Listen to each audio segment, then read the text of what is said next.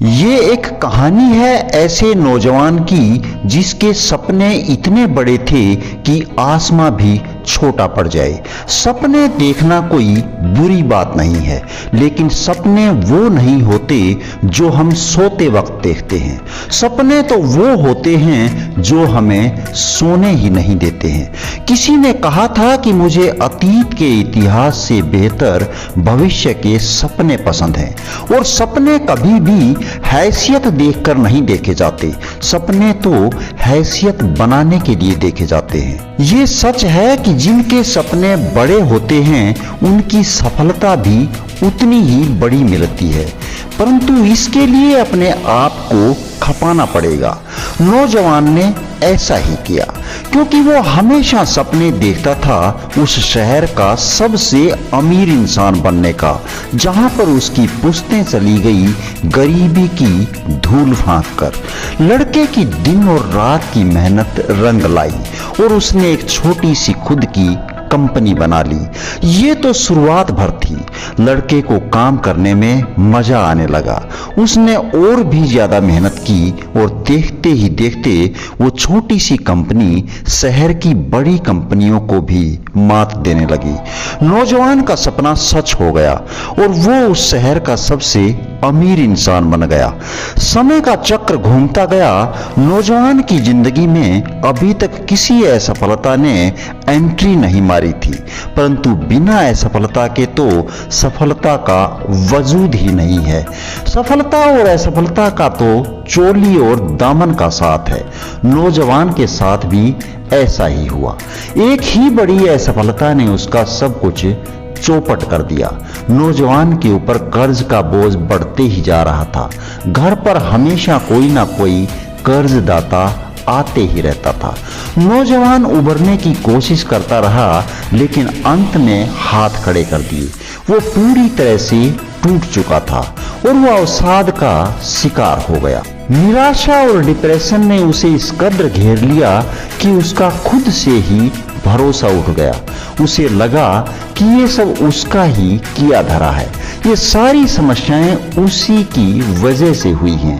ये सोचते सोचते उसके मन में विचार आया कि यदि मैं ही नहीं रहूं तो ना रहेगा बांस और ना बजेगी बांसुरी।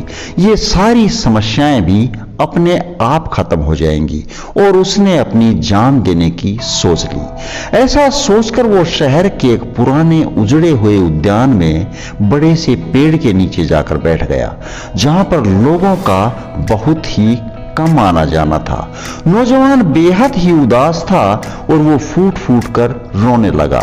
उसकी आवाज सुनकर एक बूढ़ा व्यक्ति वहां पहुंच गया और नौजवान के पास बैठकर पूछने लगा कि तुम रो क्यों रहे हो?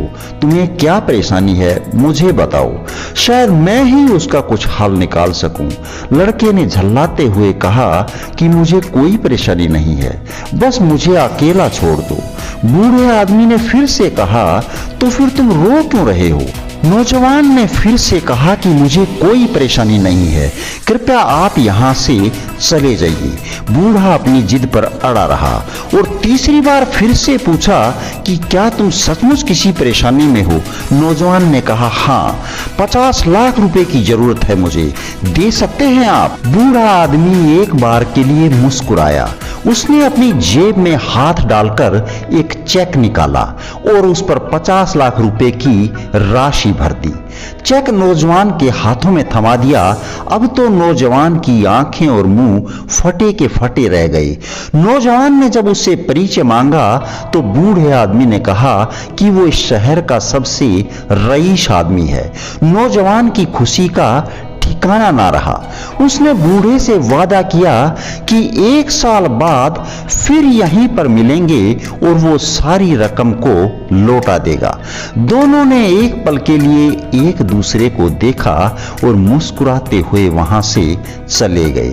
नौजवान ने घर पहुंचते ही सबसे पहले अपनी जेब से वो चेक निकाला और मन ही मन सोचने लगा कि आज मैं सचमुच ही एक अमीर आदमी से मिला हूं जिसने बिना पहचान के ही मुझ पर इतना विश्वास किया है और बिना पड़ताल के ही इतनी बड़ी रकम दे दी है।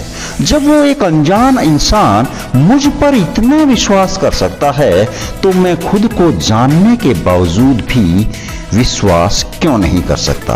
ऐसा सोचते हुए उस नौजवान के मन में विचार आया कि मैं फिर से कड़ी मेहनत करूंगा और उससे भी बड़ी कंपनी खड़ी कर दूंगा और चाहे जो हो जाए इस चेक को काम में कभी भी ना लूंगा। नौजवान ने उस चेक को तिजोरी में रख दिया और जुट गया अपने काम में पूर्ण विश्वास और लगन के साथ। देखते ही देखते नौजवान ने उससे भी बड़ी कंपनी खड़ी कर दी। साल भर बीतने में मानो साल भी नहीं लगा। अब समय आ गया था अपना वादा निभाने का। नौजवान सुबह ही उस जगह पर जा पहुंचा जहां पर उन दोनों को मिलना था। कई घंटों के इंतजार के बाद वो बूढ़ा व्यक्ति उसकी ओर आते हुए नजर आया। जैसे जैसे बूढ़ा व्यक्ति नौजवान की ओर बढ़ते जा रहा था वैसे वैसे नौजवान और ज्यादा उतावला होते जा रहा था, केवल ये बताने के लिए कि उसने उस चेक को काम में लिए बिना ही उससे भी बड़ी कंपनी खड़ी कर दी है। इतनी ही देर में कुछ हाथों ने उस बूढ़े को पकड़ लिया। नौजवान चिल्लाया और बोला कि छोड़ दो इसे, ये शहर का सबसे रईस इंसान है। तब तक कुछ लोग बूढ़े को उस एम्बुलेंस में बैठा चुके थे जो मात्र 100 गज की दूरी पर खड़ी थी। उन्हीं में से एक आदमी ने बताया कि ये कोई अमीर इंसान नहीं है, ये तो एक पागल व्यक्ति है, ये सिर्फ लोगों को चेक बांटता फिरता है। क्या तुम्हें भी इसने कोई चेक दिया था? नौजवान ने हाँ में सिर हिला दिया। उस आदमी ने कहा कि वो तो एक नकली चेक है। ये सुनने के बाद नौजवान के अंदर एक तरंग सी दौड़ गई और वो समझ गया था कि खुद पर किए गए विश्वास के जरिए कहां से कहां पहुंचा जा सकता है।